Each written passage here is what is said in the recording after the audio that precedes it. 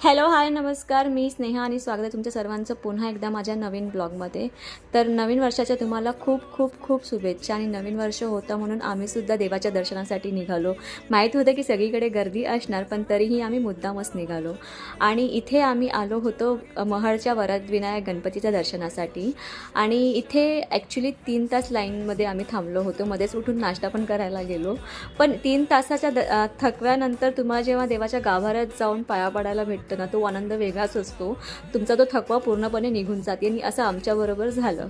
So दर्शन करून आम्ही निघालो घरच्या दिशेला. आणि सेकंड थिंग की आम्ही इव्हनिंगला जाणार होतो मूवी बघण्यासाठी. ती मूवी होती क्रांतिज्योती विद्यालय मराठी माध्यम.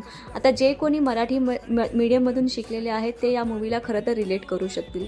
एवढी छान मूवी बनवलेली आहे. ॲक्च्युली मी प्राजक्ता कोळी आणि सिद्ध चांदेकरसाठी गेले होते, पण सगळ्यांनीच खूप छान केलं आणि स्पेशली अमेय वाघने पूर्ण पिक्चर खाल्ला आहे.